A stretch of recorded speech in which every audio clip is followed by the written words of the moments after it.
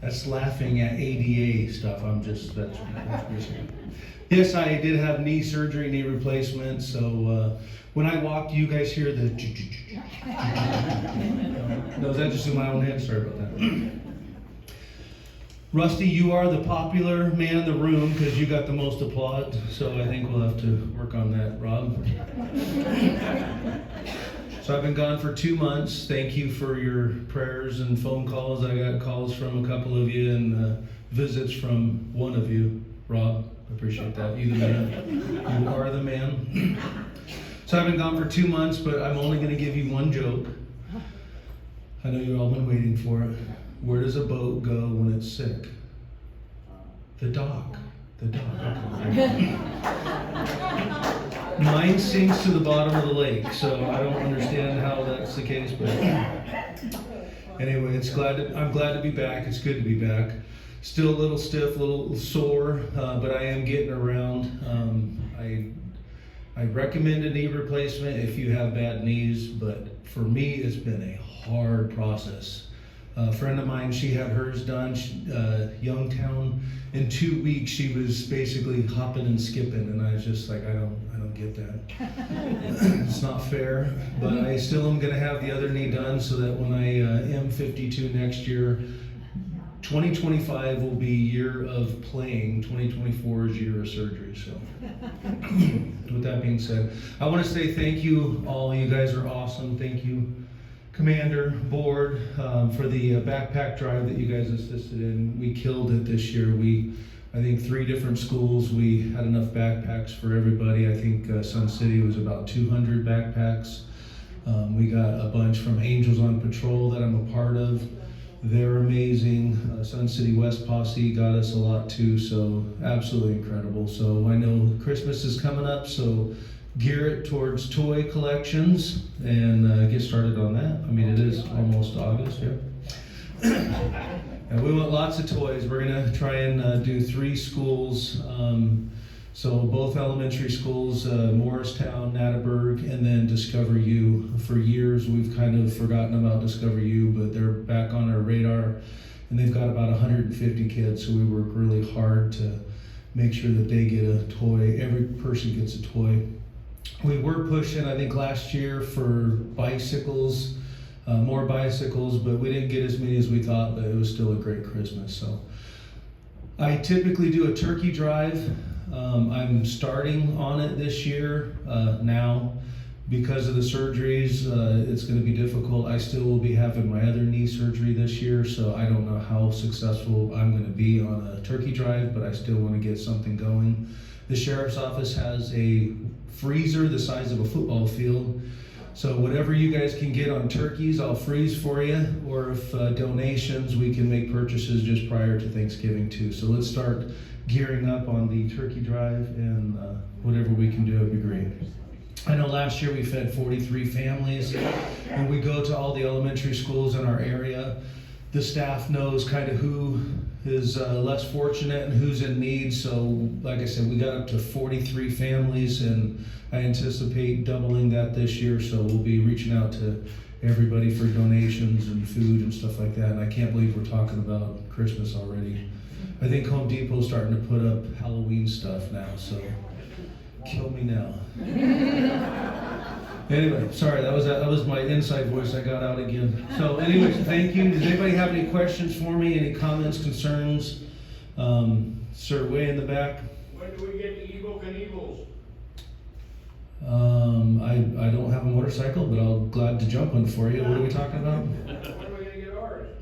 The motors. Okay, so I actually have some really, maybe I shouldn't tell it yet, should I? No. So we do still have 2 motors currently in play that come out in District 3 at least 1 week a month. I've got 2 additional motors that are assigned to me that are patrol deputies, but because of staffing, I can't let them go to motors full time, so they're working on a part-time basis. So they are in training right now. I'm going to try and move their training up a little bit, put a little violent shove into overdrive to get them trained so that they can start using their motors out here in Sun City and Sun City West as best we can. So hopefully in the next few weeks we'll have 2 motors pretty much dedicated to a part-time basis out here on their days off. So that's what we're pushing for. So you'll see up to 5, anywhere between 2 and 5 motors out here at a time. So they're out here and we're gonna keep pushing for it because I know there are some speeders out here. I hear about it every now and then, and maybe once in a while. The only reason you got a little bit of reprieve from it right now is because, we're not having the road and safety meetings. Exactly, yeah.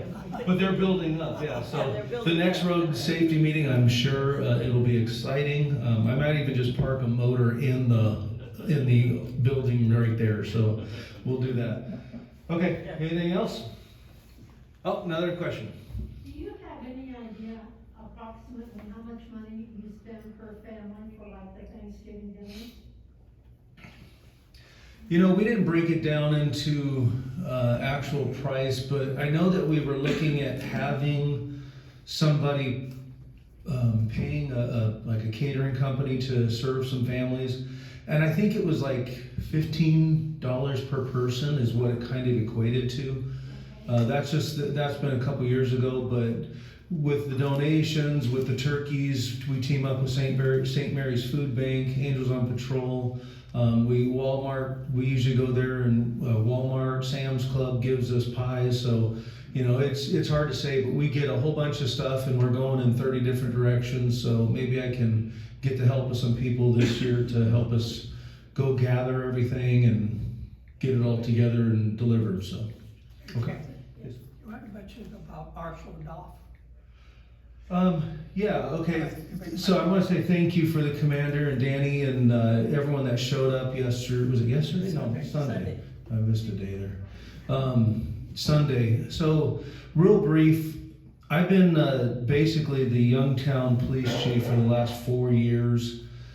And during the course of the last 4 years, Jonathan Sanchez, my previous community liaison deputy, he brought something to my attention that I was unaware of. And ultimately he said, "Are you aware that a Youngtown marshal back in 1965 was killed in the line of duty?" And I was like, I didn't know that. I mean, it's kind of crazy that, you know, out here we have such a safe community. The communities love us, and typically, you know, knock on wood, we don't have a lot of bad things happen. But so it was kind of unusual that he was just looking through the registry of Washington, D.C. falling officers, and he typed in Youngtown and found that Marshal Herman Knopf was killed in the line of duty. So we did the research, and it turns out the sheriff's office actually investigated the homicide. So we actually got a copy of the 1965 report, went through everything, and identified what had actually happened. And in essence, meeting with the town of Youngtown, they knew about his in the line of duty death, you know, throughout the years. You know, there wasn't anything per se that, you know, commemorated his in the line of duty death. So it kind of got forgotten about. Some of the council members knew, some didn't. The mayor, you know, remembered something about it, but not all the details, obviously. And there's a street in Youngtown that's Knopf Street. It's spelled his name. It's on the west side of Youngtown. And so obviously they named a street after him at some point, but again, there's not a lot of commemorative information. We even found the badge that he wore based off of the evidence collected by the detectives, and then the property turned back over to Youngtown. And so we found his actual badge that's just sitting on a shelf with, again, nothing commemorating who it belonged to and the story behind it. So Jonathan and I kind of kicked this into drive. We located his grave site, which is right here up the road in Sunland Memorial Cemetery. Found his where he was actually buried, where his wife passed away, I think 23 years after his death. So she's buried alongside of him. We looked for family, couldn't find any family. He was originally a Illinois State Patrol trooper for 31 years in Illinois. Worked in the prisons, retired from there. Him and his wife moved out to Youngtown, continued their retirement. He became a marshal, worked as a marshal for 4 years until August 4th of 1965, he responded to a burglary call. There were 2 male subjects, and where the Jack in the Box sits now at 111th and Grand, it used to be a gas station. 2 suspects broke in, stole, I want to say 3 or 4 tires. You remember those seat covers that, not covers, but the little things you used to put on the seat that had all the springs in them and that material? I know you guys remember because you used to use them. I don't know how we sat on those and called those comfortable, but apparently it allowed for airflow, and apparently they were a hot item back in the day. So they stole several of those as well, which just blows my mind. I would have bought them for them.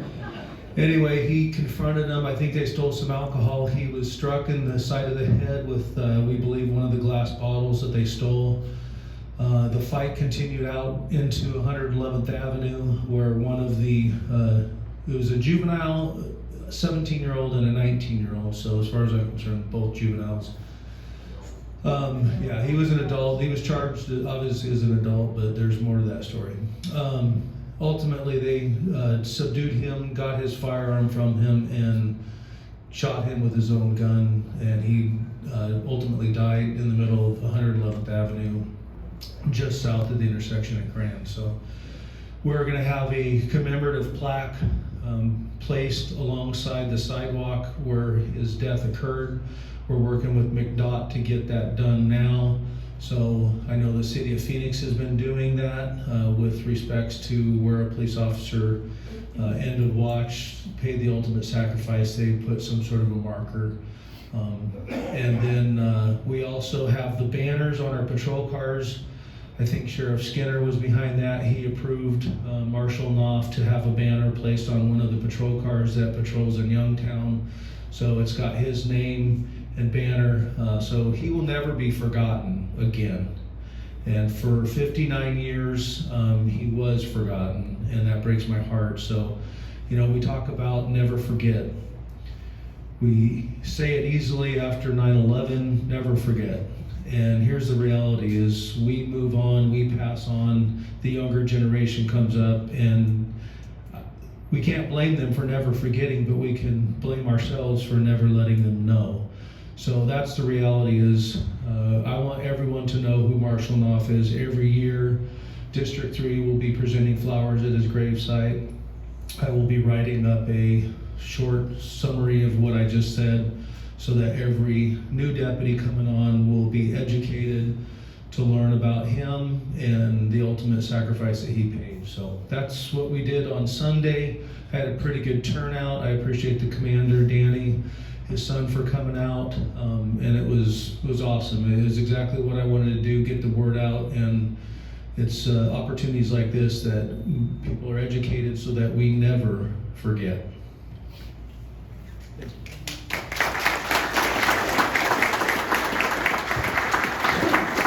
Thank you, Captain. I want to say on behalf of myself and Danny and Tina, it was a very sobering experience. The man's grave doesn't say anything about him having been law enforcement or anything like that, but I think it was very important that he be remembered and continue to be remembered. So we felt honored to be invited by MCSO to participate in this very first event, and we hope that we get invited in the years to come. The one thing I found very touching was because he was a law enforcement officer out of Illinois for, I believe it was 31 years, the flowers that they brought and put in his vase is the Illinois state flower. And it's a dainty little blue flower. I'm not sure I know what it is, but I'm sorry. Or the violets? Oh, okay. Anyway, it's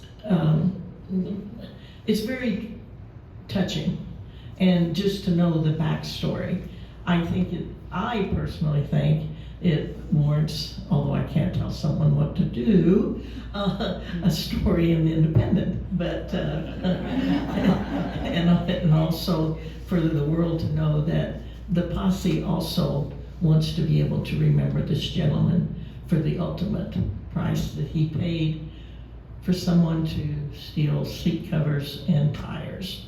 And to know when you drive down 111th right there by Jack in the Box, that's where that man died. So it's something for you all to think about as you drive down the road. So thank you again for sharing that with us. Deputy Cornwell, do you have something you want to say? I can't top that. You can't top that one. Okay, well, you were there too, so you know what I'm saying. So, Chief Schmidt, do you have something? After that, I can't tell any jokes, can I? Good morning, Commander, members of the board. I appreciate always having me up here. And yes, I was writing several jokes down until you said that. But then at the end, they didn't hear you, but you said beat that. So then I mean game on. That switched the switch for me and said it was good to go. I do appreciate that he's finally back. I did go visit him shortly after his surgery, and his knee still looks swollen, but he was in a lot of pain and not very happy, and probably not eating. That's why his uniform's so baggy right now. So I think you need some new uniforms. You get a uniform allowance over there? So I'm just kidding. That was one of my jokes. I'll leave the other one alone. So fire department, obviously we finished our budget. Most of you probably have read. I used to joke that Rusty was my PIO. He's recording now and put something up on YouTube, but Scott Tynes does a lot of articles for us as well, and we appreciate that. Yes, our budget was finalized. We're moving forward. I know that we just had an article out about the Quasmeyer case. I know a lot of people are like, what is the Quasmeyer case? I don't know if I've discussed it up here. Does anybody know what the Quasmeyer case is? So the treasurer back in 2015, Maricopa County treasurer made a mistake, and anytime a property went from a class 3 to a class 4, which is residential or residential rental versus a residential rental back to residential, that the limited property value that you see on your tax statement was supposed to be reclassified. And so basically starting from 15 on, we've potentially been collecting too many tax dollars. The Quasmeyer was the person that found this mistake, took it on, and ended up being a class action lawsuit for everybody in Maricopa County that was potentially affected. It ended up being a $330 million total case that folks have to pay back. For the Sun City Fire District, obviously we don't know the details. I've been asking for the breakdown of that $1.4 million that we owe as a fire district. Because I know lawyer fees are built into there, plus once the lawyers, and they've settled that case, they said you have to pay 8% interest all the way back from 2015. It's like, how do you expect us to pay that back when it wasn't our error? But long story short, the fire districts kind of came together. I know there was some stuff. Chief Burdick over in Arizona Fire Medical Authority was on the news. I did some articles. I know Scott wrote some articles that I think that the Sun City West Independent grabbed some of your quotes and my quotes. And did some stuff, and we got on KTAR, the radio.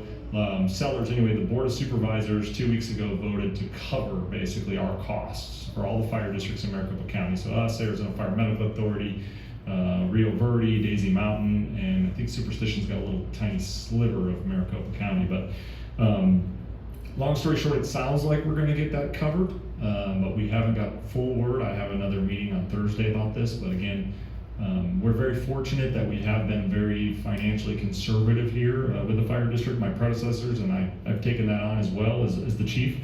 And I can tell you that we have some money in contingency and some money in capital improvements that we could find that 1.4 million if we had to have it, and obviously not affect service. It would hurt, but it wouldn't affect service. But fortunately, it sounds like we're not going to have to pull that from our contingency funds. So that's the Quasmeyer case. Any questions?